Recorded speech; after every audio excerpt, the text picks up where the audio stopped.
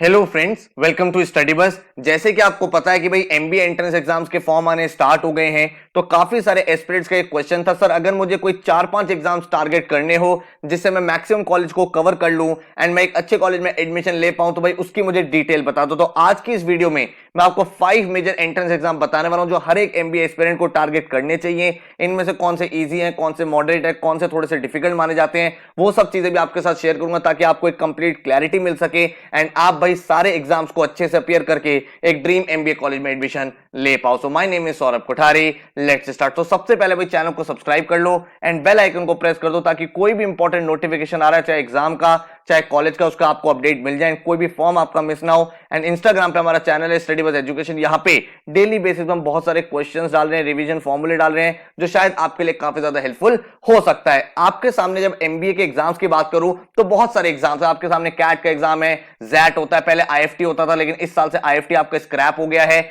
IFT जो है CAT का स्कोर एक्सेप्ट करेगा, then NMAT, SNAP, CMAT, TISSNET, CET, SRCC, GBO. इसके अलावा भी अगर आप देखोगे तो एक्सजीएमटी का पेपर होता है, बाइका का पेपर होता है, देन इसके बाद अगर आपको पीजीडी भी जाना है उसका एग्जाम होता है। तो बहुत सारे एग्जाम्स आपके सामने। अब हर एक एग्जाम तो हर एक स्टूडेंट नहीं दे पाता, हम लोग ये रिकमेंड करते हैं कि ज्यादा से ज्यादा एग्जाम दो ताकि एंड में आप देख पाओ आपके सामने बेस्ट ऑप्शन क्या है। बट फिर भी अगर हमें यहां से फिल्टर डाउन करना है तो कौन कौन से एग्जाम्स आपको डेफिनेटली अपीयर करने चाहिए वो हम एक एक करके डिस्कस करते हैं। तो सबसे पहले एग्जाम नंबर 1 जो आपका है वो है कैट का एग्जाम। देखो कैट एग्जाम के बारे में ना लोगों के माइंड में एक थोड़ा सा नेगेटिव कोनोटेशन कभी कभी ये हो जाता है कि भाई एक सर एक डिफिकल्ट एग्जाम है, मेरे से कैट क्रैक नहीं होगा, मुझे तो एनमैट स्नैप क्रैक करना है, जो बिल्कुल गलत अप्रोच है। देखो कैट का जो एग्जाम है ना वो इंडिया में मैक्सिमम एमबीए कॉलेजेस एक्सेप्ट करते हैं, be it your IIMs, IITs, MDI, SPJain, IFT, FMS and जितने भी टॉप एमबीए कॉलेजेस हैं उसमें आपका एडमिशन कैट एग्जाम के थ्रू होता है। एंड अगर आप देखोगे कैट एग्जाम में हर साल 2 से 3 लाख बच्चे अपीयर करते हैं, एग्जाम को देते हैं। और जो कैट का एग्जाम है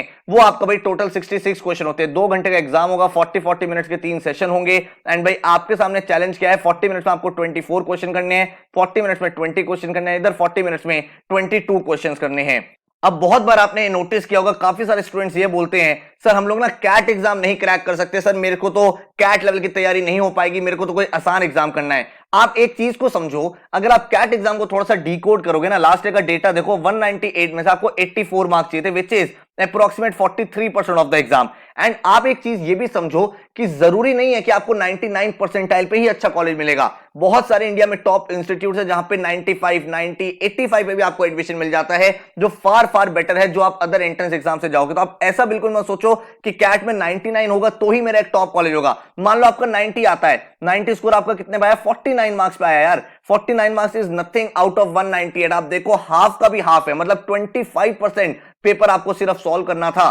तो अगर आप 90 परसेंटाइल भी ला रहे हो तो भी आप टॉप इंस्टीट्यूट जैसे आईएमटी गाजियाबाद हो गया, आईएमआई हो गया, दिल्ली यूनिवर्सिटी के कुछ कॉलेजेस में अप्लाई कर सकते हो, आईआईटीज में अप्लाई कर सकते हो। तो वो सारी अपॉर्चुनिटीज आपके सामने ओपन है। न्यू आईएम से आपको कॉल आ जाती है, बेबी आईएम से आपको कॉल आ जाती है। तो इसीलिए मेरी आपको स्ट्रॉन्ग रिकमेंडेशन है कि कैट एग्जाम को आपको डेफिनेटली अपीयर करना भी है। और कैट एग्जाम आपके लिए एक इंपॉर्टेंट एग्जाम भी है क्योंकि काफी सारे परसेंटाइल पे बहुत सारे कॉलेजेस हैं। तो अगर आपका 2-4 परसेंटाइल ऊपर नीचे रहता भी है तो भी कोई टेंशन नहीं लेनी, आपके सामने डिसेंट अपॉर्चुनिटीज बनी रहती है। दूसरे एंट्रेंस एग्जाम में क्या होता है कि अगर आपका थोड़ा सा भी स्कोर कमाया, कट ऑफ क्लियर नहीं हुई, तो वो पूरे के पूरे कॉलेजेस गए। तो ये एडवांटेज आपको कैट एग्जाम प्रोवाइड करता है कि हर एक परसेंटाइल रेंज में आपके पास कॉलेजेस हैं। तो इसीलिए चाहे आपकी प्रिपरेशन हुई हो चाहे आपकी प्रिपरेशन नहीं हुई हो, आपको ये एग्जाम डेफिनेटली अपीयर करना चाहिए। जो आने वाले 100 डेज हैं उसमें कैट की सिंसियर तरीके से प्रिपरेशन हो भी सकती है। तो अब अगर आपको कैट एग्जाम क्रैक करना है तो मेजरली 6 पैरामीटर्स है। 1 आपका कॉन्सेप्ट क्लैरिटी, देन आपको हर एक कॉन्सेप्ट पे क्वेश्चंस की प्रैक्टिस करनी है, 3rd आपके सामने रिवीजन है, 4th आपके सामने सेक्शनल टेस्ट एनालिसिस है, फुल लेंथ मार्क्स है and previous year 5 year paper है। काफी सारे बच्चों के माइंड में क्वेश्चन आता है सर लगभग 100 डेज बचे हैं, ये सारी चीजें कैसे हो सकती हैं। अगर आप चाहो तो सेल्फ स्टडी भी कर सकते हो, अभी भी आपके पास एप्रोप्रिएट टाइम है, क्योंकि कैट एग्जाम को क्रैक करने के लिए भाई आपको हर दिन 4 से 5 आवर्स स्टडी करनी पड़ेगी। 100 डेज है, 5 से अगर मल्टीप्लाई कर दोगे 500 hours of study is more than enough to crack any entrance exam, चाहे वो कोई भी एमबीए एंट्रेंस एग्जाम हो। ठीक है, अगर आपको हमारे थ्रू प्रिपरेशन करनी है एक बहुत ही स्ट्रक्चर्ड वे में, तो हमने अपना रिसेंटली कैट का क्रैश कोर्स भी लॉन्च कर दिया है जिसमें आप भाई अपने विंडोज लैपटॉप में, एंड्रॉइड डिवाइस में, आईफोन, आईपैड, किसी भी डिवाइस में चला सकते हो। इस कोर्स में आपको 150 आवर्स के वीडियो लेक्चर्स मिलेंगे, जिसमें एक एक टॉपिक मैंने आपको बिल्कुल कॉन्सेप्ट से एडवांस लेवल तक कराया, क्वेश्चन प्रैक्टिस कराए हैं। इसके साथ आपको प्रीवियस ईयर पेपर मैंने करा दिए जितने भी हैं, आपको सेक्शनल टेस्ट प्रोवाइड कर रहा हूं, टॉपिक टेस्ट प्रोवाइड कर रहा हूं, 24/7 डाउट फोरम आपके सामने अवेलेबल है। इसके साथ ही 30 फुल लेंथ मॉक्स है। तो आप देख पा रहे हो एक पूरी की पूरी कॉम्प्रिहेंसिव प्रिपरेशन इस कोर्स के थ्रू हो जाएगी। आपको एक टाइम टेबल मिलेगा एंड उस टाइम टेबल के अकॉर्डिंग अपने वीडियो लेक्चर देखते रहोगे। डेली जो आपको यहां पे टाइम डिवोट करना है वो 4 से 5 आवर्स करना है। 2 से 3 आवर्स के वीडियो लेक्चर हैं, देन 2 से 3 आवर्स की एडिशनल आपकी प्रैक्टिस होगी। तो एक बहुत ही सिस्टमैटिक तरीके से ऑलरेडी बहुत सारे बच्चे इस कोर्स को ज्वाइन कर चुके हैं, काफी तरीके से मेहनत कर रहे थे। हमने इस कोर्स पे डिस्काउंट निकाला था फर्स्ट 100 स्टूडेंट्स के लिए 5999, लेकिन अब हमने भाई ये डिस्काउंट एक्सटेंड कर दिया है। अभी फॉर द नेक्स्ट 3 डेज इसी फीस पे आप एनरोल कर सकते हो, क्योंकि बहुत सारे बच्चे बोल रहे थे सर हमें एडमिशन लेना है एंड हमें एक बहुत ही अफोर्डेबल कोर्स लेना है। देखो ऑलरेडी आपको पता है यूट्यूब पे हमारा बूस्टर बैच फ्री भी चल रहा है, जिसमें हम काफी सारे लेक्चर्स आपको प्रोवाइड कर रहे हैं। अगर आप कैट की एक बहुत ही सिंसियर तरीके से प्रिपरेशन करना चाहते हो 100 डेज में, तो अपने concept, practice, previous year paper, mock test, उनका एनालिसिस, हर एक चीज आपको इस कोर्स में मिल जाएगी। अगर आपको इस कोर्स में एनरोल करना है, नीचे डिस्क्रिप्शन में लिंक भी मैंने प्रोवाइड कर दिया है। अदरवाइज ये हमारा व्हाट्सएप नंबर है 9958937707। यहां पे भी आप कॉल या मैसेज करके और कोई इंक्वायरी ले सकते हो। अब अगर मैं बात करूं एग्जाम नंबर 2, जो आपके लिए सबसे ज्यादा इंपॉर्टेंट है, वो है आपके सामने जैट का एग्जाम। आपने ये बहुत बार सुना होगा अपने सीनियर से कि जैट सबसे डिफिकल्ट एग्जाम है, जबकि ये बात बिल्कुल गलत है। XAT is not a difficult exam, it is a different exam. अब आपके सामने जैट क्यों इंपॉर्टेंट एग्जाम है? क्योंकि कैट के बाद जो जैट एग्जाम है उसका जो स्कोर होता है वो मैक्सिमम कॉलेजेस में एक्सेप्ट किया जाता है। इसका जो फ्लैगशिप कॉलेज आप सबने सुना होगा, एक्सेलराइज जमशेदपुर है, एक्सेलराइज दिल्ली है, उसके बाद आईएमटी गाजियाबाद, एग्जाएमबी, तो जितने भी काफी सारे टॉप इंस्टीट्यूट्स हैं वहां पे आप जैट के थ्रू एडमिशन ले सकते हो। चाहे वो गोवा इंस्टीट्यूट ऑफ मैनेजमेंट हो, ग्रेट लेक्स हो, वो सारे कॉलेजेस जो है जैट का स्कोर एक्सेप्ट करेंगे। अब अगर आप देखोगे जैट में एक चीज और है, कोई भी बच्चा, चाहे आपकी एलिजिबिलिटी क्राइटेरिया जो यहां पे वो सिर्फ है कि आपको अपने ग्रेजुएशन में बस पास होना है। अगर आपने एटलीस्ट 3 इयर्स की ग्रेजुएशन करी हुई है, आप इस एग्जाम के लिए अपियर कर सकते हो। मैक्सिमम एग्जाम्स में जो मिनिमम एलिजिबिलिटी होता है वो 50% होता है, बट वो जैट में एप्लीकेबल नहीं होता है। अगर हम जैट एग्जाम पैटर्न की बात करें तो आपका एग्जाम 2 पार्ट में होता है, पार्ट 1 एंड पार्ट 2। पार्ट 2 का स्कोर आपका कहीं काउंट नहीं होता है, आपके कट ऑफ में कहीं कंसीडर नहीं किया जाता है। एंड में इंटरव्यू में अगर जरूरत पड़ी तो यूज होगा।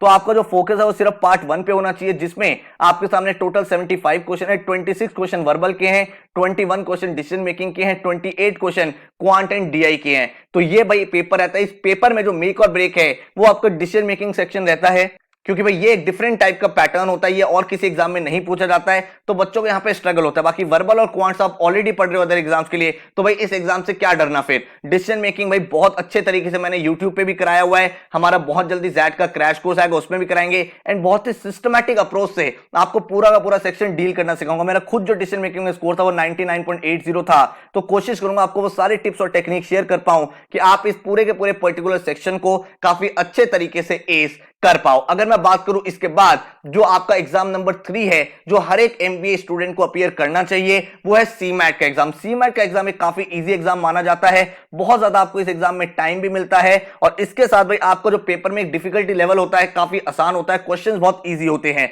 अब ये जो पेपर है, ये पेपर भाई आपको मैं क्यों बोल रहा हूं, स्ट्रांगली रिकमेंड कर रहा हूं, क्योंककि लास्ट ईयर, उससे भी प्रीवियस ईयर काफी सारे मेरे ऐसे स्टूडेंट्स रहे हैं जिनका कैट जैट में उस दिन अच्छे से नहीं परफॉर्मेंस हुआ, बट देन वो सीमैट में 99.99 परसेंटाइल ले आए, 99.98 परसेंटाइल ले आए, एंड उसके बाद वो जेबीआईएमएस जैसे कॉलेज में एडमिशन ले चुके। जेबीआईएमएस आप सबको पता है भाई one of the dream MBA college है। इसके अलावा भी जो टॉप इंस्टीट्यूट्स हैं, चाहे वो गोवा इंस्टीट्यूट ऑफ मैनेजमेंट हो गया, ग्रेट लेक्स हो गया, फिर आपका वेलिंकर हो गया, आपका केजे सुमाया हो गया, ये सारे कॉलेजेस सीमैट का स्कोर भी एक्सेप्ट करते हैं। तो सीमैट भी एक वेल रेप्यूटेड आपका एग्जाम है, जिसमें आपका स्कोर करना भी आसान है, बहुत ही इजी पेपर रहता है, और आपको टाइम बहुत मिलता है। क्वांट्स के 20 क्वेश्चन, एलआर के 20 क्वेश्चन, लैंग्वेज के 20 क्वेश्चन, जनरल अवेयरनेस के 20 question, and innovation and entrepreneurship के 20 क्वेश्चन, टोटल 100 क्वेश्चन, 400 मार्क्स का एग्जाम है, और आपके सामने 3 आवर्स होते हैं। आराम से आप एक एक क्वेश्चन करके वेरीफाई भी कर सकते हो। तो आपको इस पेपर को क्रैक करने के लिए अपने बेसिक कॉन्सेप्ट को सिर्फ स्ट्रॉन्ग करना होता है, एक्यूरेसी को डेवलप करना होता है, एंड आराम से इस एग्जाम को क्रैक करके भी एक बहुत अच्छे ड्रीम कॉलेज में आप जा सकते हो। सीमैट का अभी कोई ऑफिशियल नोटिफिकेशन नहीं आया है, इसलिए चैनल को सब्सक्राइब कर लो। जैसी सीमैट की कोई न्यूज आएगी, जैसी फॉर्म आएगा, मैं आपको इस चैनल पे बहुत जल्दी से अपडेट कर दूंगा। उसके बाद एग्जाम नंबर 4 कौन सा है? अब ये जो एग्जाम नंबर 4 है ना, ये थोड़ा सा एक एक्सपेंसिव एग्जाम है, ठीक है। दो एग्जाम्स मैं आपको यहां पे बता रहा हूं, इन दोनों में से अगर आप एक देते हो तो भी ठीक है, अगर आप दोनों दे सकते हो, मान लो कोई फाइनेंशियल इशू नहीं है, तो भाई आप दोनों एग्जाम भी दे सकते हो। इसके थ्रू भी जो टॉप इंस्टीट्यूट है, काफी अच्छे कॉलेजेस हैं। अगर मैं बात करूं आपके सामने, सबसे पहले वो है स्नैप का एग्जाम। स्नैप का जो एग्जाम है, अगेन एक इजी एग्जाम समझा जाता है, क्योंकि भाई स्पीड बेस्ड एग्जाम है, सिर्फ 1 आवर का एग्जाम होता है। 1 आवर का एग्जाम होता है, 60 क्वेश्चन होते हैं, इजी इजी क्वेश्चन होते हैं, आपने अपने स्कोर को मैक्सिमाइज करना है। इस एग्जाम के थ्रू आप सिंबोसिस के जो कॉलेजेस हैं वहां पे आप एडमिशन ले सकते हो। जो टॉप इंस्टीट्यूट्स हैं वो आपका SIBM पुणे, SCMHRD, उसके बाद SIIB, तो ये सारे कॉलेजेस जिनका प्लेसमेंट ओवर द इयर्स काफी अच्छा रहा है एंड काफी जल्दी से ये कॉलेजेस काफी बेटर तरीके से ग्रो भी कर रहे हैं। The good part about this exam is कि आप इस एग्जाम को एक बार में 3 अटेम्प्ट ले सकते हो। भाई आपको इस साल जाना है एडमिशन लेने, आपको हर अटेम्प्ट की फीस तो लगेगी, बट आपका साल सेव हो जाएगा। आप 3 अटेम्प्ट लिख सकते हो और तीनों अटेम्प्ट में से जो भी बेस्ट स्कोर होगा वो कंसीडर किया जाएगा। लास्ट ईयर मैंने ऐसे बहुत सारे स्टूडेंट देखे जिनका एक अटेम्प्ट 2 अटेम्प्ट खराब हुए, लेकिन भाई थर्ड अटेम्प्ट में बहुत अच्छा स्कोर कर लिया। तो भाई ये आपको एक एडवांटेज मिलता है स्नैप एग्जाम के साथ। 15 क्वेश्चन आपको इंग्लिश के, 25 क्वेश्चन LR के, 20 क्वेश्चन आपको क्वांट्स के, टोटल 60 क्वेश्चंस हैं एंड 60 मार्क्स का पेपर है। पेपर का लेवल आसान रहता है, क्वेश्चंस डायरेक्ट होते हैं, टू द पॉइंट होते हैं। कोई इसमें बहुत ज्यादा ऐसा नहीं है कि बहुत एडवांस पजल्स आ रही है, नहीं, ऐसा नहीं होता इस पेपर में। डायरेक्ट टू द पॉइंट आपको एग्जाम को अटेम्प्ट करना होता है। एक इंपॉर्टेंट चीज और समझ लेना कि जो स्नैप का पेपर है ना, उसके मॉक्स बहुत सारे लगाना, क्योंकि भाई यहां पे आपको स्पीड बनानी है, तो जितने ज्यादा मॉक्स लगोगे उतना बेटर होगा। हाँ, मैं मानता हूं हर एक अटेम्प्ट की आपको थोड़ी सी एक्स्ट्रा फीस देनी पड़ती है, बट अगर आपका 1 साल बच रहा है तो मुझे लग रहा है वो बहुत बड़ी चीज होती है। अगर आप स्नैप नहीं देना चाहते, फॉर एग्जाम्पल आपने कहा नहीं सर मेरा ना टारगेट थोड़ा सा एनमैट साइड है, मैं NMIMS मुंबई के कॉलेजेस देख रहा हूं, तो आप इसका सब्स्टिट्यूट एनमैट एग्जाम के लिए भी जा सकते हो। काफी सारे स्टूडेंट्स ऐसे होते हैं जो भाई दोनों एग्जाम्स अपीयर करते हैं, बट कुछ बच्चे एक ही एग्जाम देना चाहते हैं। तो अपनी प्रायोरिटी के अकॉर्डिंग कि आपका जो गोल है वो SIBM पुणे है या NMIMS मुंबई है, बेस्ड ऑन दैट आप एग्जाम को अपीयर कर सकते हो। एनमैट का जो एग्जाम लेवल है वो भी इजी टू मॉडरेट माना जाता है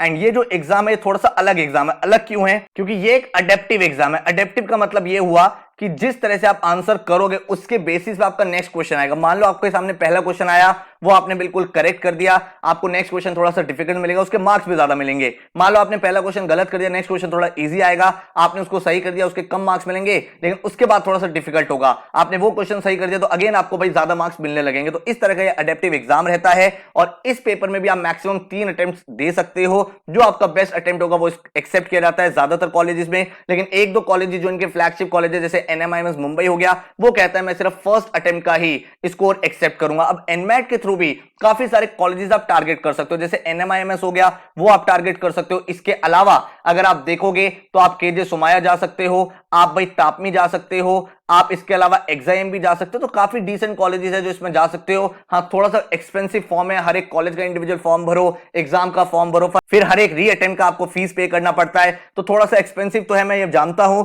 लेकिन भाई अपने अगर MBA प्लान कर रहे हैं, आपको बहुत सीरियसनेस है कि मुझे भाई इस एग्जाम को इस साल ही MBA करने जाना है, तो ज्यादा अपॉर्चुनिटीज अपने लिए ओपन रख सकते हो। तो टोटल जो पेपर है इसमें 108 क्वेश्चन आने हैं, 120 मिनट्स का पेपर रहना है, लैंग्वेज के 36, क्वांट के 36, LR के 36 and the good part is that कि आप इसमें ऑर्डर ऑफ सेक्शन सेलेक्ट कर सकते हो। आप पहले वर्बल करना चाहते हो, पहले क्वांट्स करना चाहते हो, आप अपना ऑर्डर डिसाइड कर सकते हो। तो अपने कंफर्ट स्पेस के अकॉर्डिंग, अपने स्ट्रेंथ के अकॉर्डिंग आप इस पेपर को पूरा का पूरा प्लान आउट कर सकते हो। आप इस पेपर को घर से भी दे सकते हो और इस एग्जाम को आप सेंटर पे जाके भी देख सकते हो एंड वो भाई उस तरह से आपने जब फॉर्म भरोगे तो वहां पे सिलेक्शन कर पाओगे। तो ये भाई आपके सामने अच्छी अपॉर्चुनिटी है, एक्सपेंसिव जरूर है, लेकिन भाई काफी सारे कॉलेजेस है। और अगर आप फ्लैगशिप कॉलेज देखोगे NMIMS मुंबई, उसका एवरेज पैकेज भी काफी अच्छा जा रहा है, 26-27 लाख है। SIBM पुणे का 26-27 लाख है, जिसकी वजह से एस्पिरेंट इन एग्जाम को अपीयर करते हैं। इसके बाद अगर हम बात करें एग्जाम नंबर 5, कौन सा एग्जाम आपको देना चाहिए? ऐसे तो बहुत सारे एग्जाम है, लेकिन अगर आप मेरी रिकमेंडेशन से जानते हो तो मैं बोलूंगा कि एक ऐसे एग्जाम को देना चाहिए जहां पे ROI आपका अच्छा निकल के आ जाए। अगर आपका सिलेक्शन हो जाए